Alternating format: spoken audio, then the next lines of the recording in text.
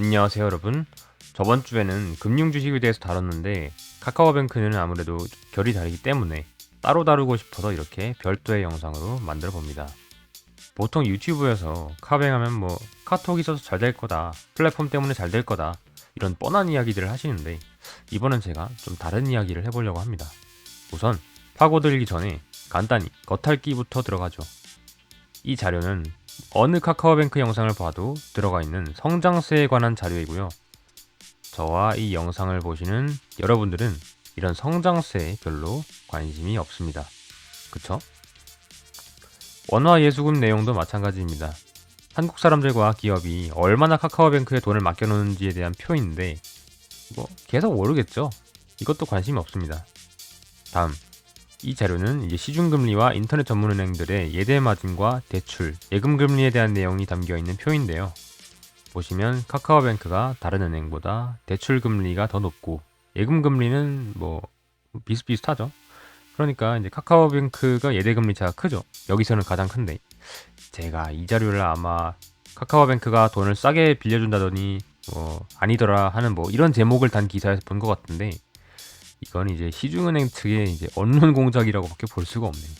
아니 당연히 규모가 작고 고성장을 바라는 은행 입장에서는 시중은행이 하기 힘든 저신용자 중금리 대출을 많이 하니까 예대금리 차가 클 수밖에 없죠. 어떤 기사에서는 카카오의 신용등급 5, 6등급 평균 대출 금리가 좀 더 높다면서 이제 그래서 문제가 많다라고 하던데 당연히 시중은행이라면 돈 못 빌려줄 사람한테도 카카오뱅크는 돈을 빌려줄 수 있으니까 평균 대출 금리가 높을 수밖에 없죠. 이건 속된 말로 이제 억가라고 하는 부분입니다. 억지로 까는 거죠. 이제 겉핥기 마지막 내용입니다. 여기서 보시는 6기는 2021년이고요. 이자 부분을 보시면 6,200억 원, 수수료 부분은 500억 원, 기타 영업 부분은 대손상각비, 그러니까 신규로 대출한 금액에서 돈 못 돌려받을 통계적 확률을 고려해서 산출한 손실을 미리 적립해 두는 거죠. 그렇게 해서 기타 영업 부문에서는 1,300억 원 손실해서 이번 해에는 2,569억 원 정도의 영업이익을 냈습니다. 작년에 비해서 2배 이상으로 컸죠. 네. 지금까지 보신 카카오뱅크는 이렇게 중금리 대출을 확대해가면서 가파르게 상승하고 있는 기업이었습니다. 자, 이제 조금만 더 깊숙이 들어가 보겠습니다. 첫 번째, 기업 대출이 없다. 이 자료는 카카오뱅크가 어떤 식으로 예수금 및 기타 영업자금을 운용하는지를 나타내는 표입니다. 단위는 억 원입니다. 보시면 카카오뱅크는 지금까지 31조 원을 조달했는데 그 중에 약 6조 원은 주식과 채권에 투자하고 있고 23조 원은 대부분 신용대출로 이루어져 있는 가계대출, 2조 원은 만약의 상황을 대비해 현금성 자산으로 운용하고 있습니다. 뭔가 이상한 점이 하나 있죠. 기업 대출이 없습니다. 이 자료는 KB금융지주의 자회사인 국민은행의 자금 운용 실적을 보여주는 표입니다. 단위는 100만원입니다. 보시면 435조 원을 조달해서 138조 원 정도, 그러니까 총 조달액의 3분의 1 정도를 기업 대출로 운용하고 있습니다. 오른쪽의 작은 숫자는 이자율인데요. 보시면 가계대출금의 이자율보다 기업대출금의 이자율이 좀 더 낮죠. 기업들은 아무래도 가계들보다는 현금 흐름이 투명하고 소득을 검증하기 용이하면서 상장 우량 기업이 대규모의 금액을 차입해가기 때문에 상대적으로 이자율이 낮습니다. 카카오뱅크가 기업 대출을 하지 않는 건 한마디로 깽깽이 발로 달리기를 하는 거라고 볼 수 있죠. 네, 이 자료는 신한은행의 자료인데 내용 비슷합니다. 근데 국민은행보다는 기업대출금 비중이 2%포인트 정도 더 높습니다. 일단은 카카오뱅크가 지금 어떤 상황인지 조금 아시겠죠. 일단 이 부분 기억해 두시고요. 저는 영상 더 진행해 보도록 하겠습니다. 네, 조금만 더 깊숙이 들어가는 두 번째 스텝. 카카오뱅크는 영업점이 없다는 사실입니다. 그러면 이제 영업점에 대한 감가상각비, 그리고 영업점에서 일하는 사람들의 급여가 포함되는 판매비와 관리비가 적게 나오겠네? 이런 생각을 할 수 있죠.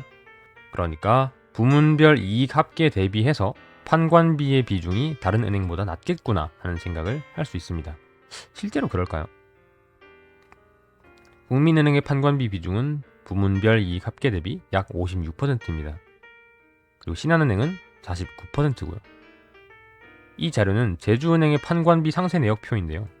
보통 은행의 판관비 구성이 이렇게 급여 60%, 감가상각비 15%, 나머지는 뭐 용역비, 광고비 이렇게 구성되어 있는데, 영업점이 없다 보니까 카카오뱅크는 고객을 100명 받든 뭐 10만 명을 받든 영업점에 이제 프론트 직원 그리고 지점장한테 돈을 줄 필요가 없어요.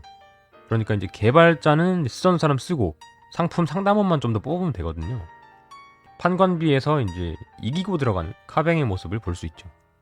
당장은 매출이 많이 안 올라와서 판관비 비중이 기존 시중은행이랑 비슷해 보일 수 있지만, 시간이 지나면 이 격차는 점차 더 확대될 예정입니다. 네, 그리고 세 번째입니다. 이체 수수료를 안 받고 있다. 사실 이 내용은 오픈뱅킹이 나오기 이전에는 꽤 유의미했었는데, 지금은 그렇게만 강한 요소는 아니에요. 일단은 보시면 ATM의 입출금 이체 수수료, 이거는 뭐 시중은행도 이제 영업시간 내에 당행 ATM 출금은 다 무료이기 때문에 이것도 뭐 카카오뱅크의 큰 메리트는 아니죠. 그리고 이제 금융결제원이 주도해서 만든 서비스인 오픈뱅킹 서비스로 사실상 타행 이체 수수료도 전면 무료화되는 수순을 밟고 있기 때문에 이 점은 이제 카카오뱅크의 고유 장점이라고 볼 수는 없게 되었죠. 네, 여기까지 이제 겉핥기 했고 조금만 더 깊게 들어가는 거 했고, 네, 여기까지 했습니다. 네, 그럼 이제 사람들이 보는 카카오뱅크는 어떤 모습일까요? 네, 그럼 이제 사람들이 보는 카카오뱅크가 어떤 모습일지 좀 더 보시죠. 첫 번째, 토스랑 뭐가 다른가? 카카오뱅크가 특별한 줄 알았는데 토스뱅크가 나오니까 특별한지 모르겠다가 첫 번째입니다. 사실 둘 다 이제 개인 고객에게 굉장히 강한 기업이죠. 카카오뱅크는 카카오톡으로, 토스뱅크는 토스로 개인 고객을 붙들어 매고 있죠. 게다가 토스는 외국인까지 받고 있으니까 카카오뱅크보다 조금 더 넓은 시장을 타겟하고 있습니다. 그리고 토스뱅크는 현재 17조 원의 수신액을 모으면서 가입자 1,800만 명인 카카오뱅크 대비 가입자 235만 명으로 카카오뱅크보다 몇 배나 높은 인당 수신액을 기록했죠. 카뱅보다 가입자 증가 속도는 느리지만 수신액은 굉장히 빠르게 카뱅을 따라잡고 있죠. 토스에 비교한 카뱅의 장점은 뻔한 내용들이죠. 카뱅은 아무래도 감성을 주는 캐릭터와 게임 플랫폼, 메신저, 만화 서비스와 같은 지주사에 결합될 수 있는 다양한 IP를 보유하고 있음에 따라서 토스보다 강한 확장성을 가지고 있다는 것이 카뱅의 특장점이라고 볼 수 있습니다. 근데 제가 마치 대결 구도로 딱 말씀을 드렸는데, 사실상 이제 인터넷 전문은행이 맞춤형 중금리 대출을 명분으로 설립이 됐기 때문에 기존의 시중은행 있죠. 이제 이거를 레거시 은행이라고도 하는데, 이 레거시 은행의 파일을 얼마나 많이 가져갈까 보다는 얼마나 인터넷 전문은행이 서로 경쟁하면서 더 많은 파일을 만들어낼까가 더 관심사라고 볼 수 있죠. 경쟁 기업이 있다고 해도 무작정 각 기업한테 나쁜 건 아닙니다. 시장에서는 카카오뱅크가 토스뱅크랑 이제 별 차이 없다고 이제 카뱅한테 실망하지만, 실상 자금 시장에서 돈을 공급하는 은행은 그 시장을 전부 다 독점할 수가 없어요. 왜냐하면 이자율을 조금만 낮춰줘도 그 독점은 깨지게 돼 있거든요. 그러니까 경쟁자는 사실상 존재할 수밖에 없는 시장이었던 거죠. 현재 카뱅의 주가도 카뱅의 중금리 대출 시장 독점이라는 기대로 형성된 것이 아닌 만큼, 투자자는 이 카카오뱅크가 어떤 독점을 못해서 별로다가 아니고 토스뱅크와의 경쟁을 통한 이 상호 간의 성장 효과에 좀 더 집중해야 할 것입니다. 사람들이 보는 카뱅 2번, 기존 은행만큼 영업을 할 수 있는가? 아무래도 시중은행처럼 영업점이 없다 보니까 어르신들이 이제 카뱅을 안 좋아할 거다라는 인식도 있었습니다. 사실 지점만 없다 뿐이지 상품 상담해주는 사람은 얼마든지 있거든요. 이제 오히려 더 나아요, 이게. 왜냐하면 굳이 이제 영업점 갈 필요가 없으니까. 네, 비대면이 편하죠, 훨씬. 또 VIP 영업? 지금 카뱅이 가입자 1,800만 명 모으고 예수금 30조 모았는데 그게 아직도 필요한가요?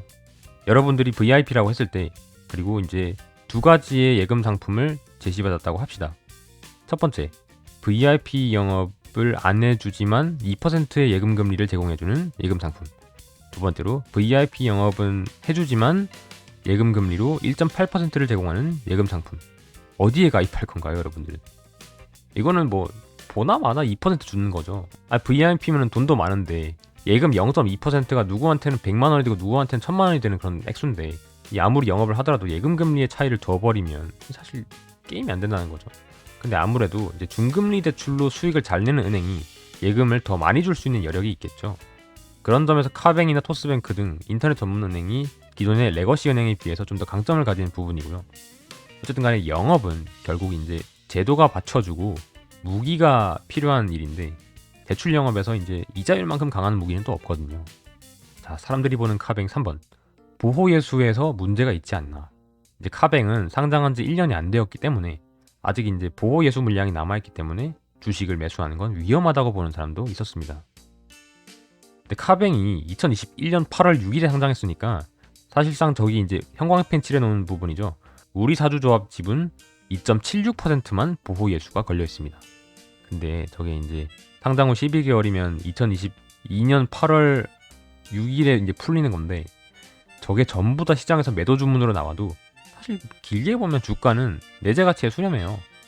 그러니까 여기에 발목 잡히면 이제 단기에 이제 투자를 하시려는 목적을 가지고 계시거나 아니면 장기 투자를 하려는데 하필 저때 이제 자금이 생겨서 투자를 하시는 분이실 건데 단기에서 이제 악재로 작용할 수 있는 부분이기 때문에 투자 시점 측면에서 좀 분산 투자를 하는 것도 좋은 접근이라고 저는 생각을 합니다.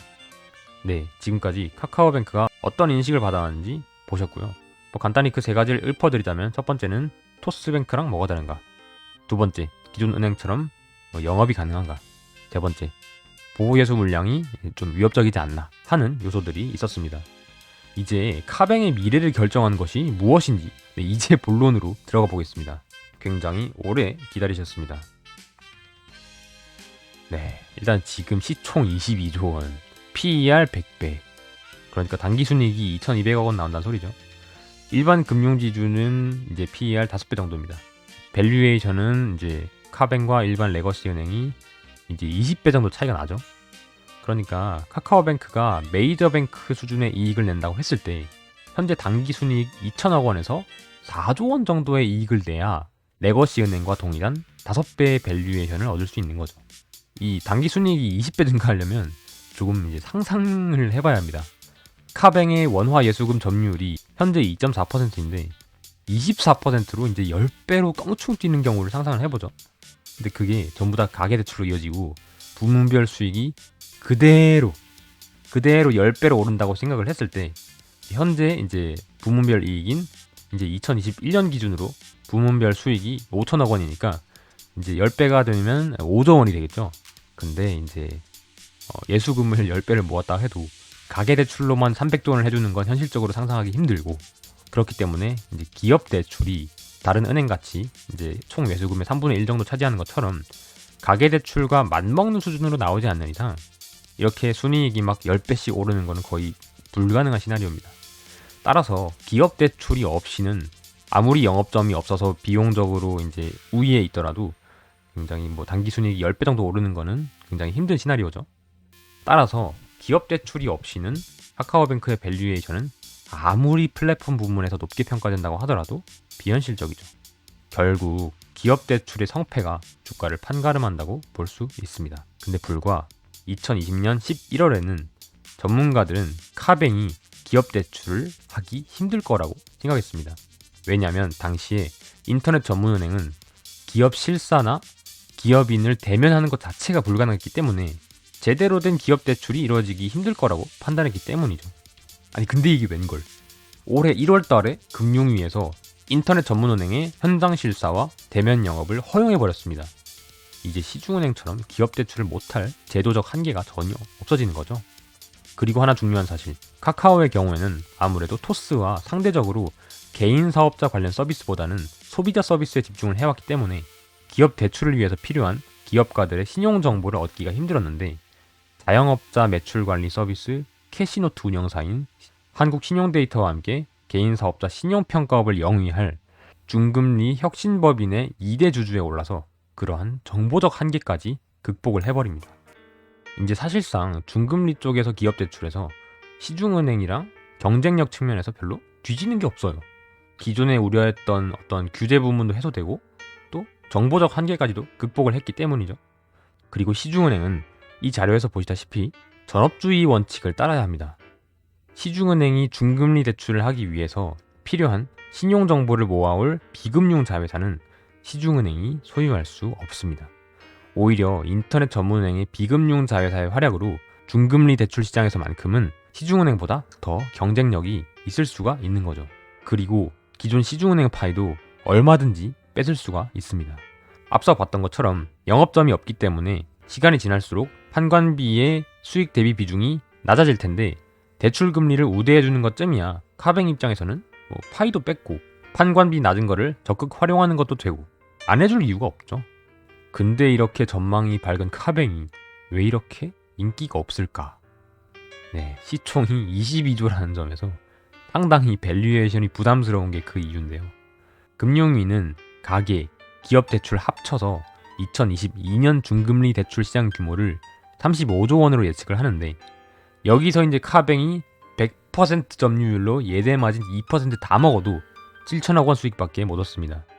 정말 미래에 카뱅의 가계 기업 대출 비중이 반반이 나오는 상황에서 이제 카뱅이 중금리 대출 시장의 점유율을 정말 많이 쳐서 30% 정도를 먹는다 치면은 중금리 대출 시장이 최소 500조 원 이상의 규모로 커져야 4조 원의 단기 순이익을 뽑을 수가 있습니다.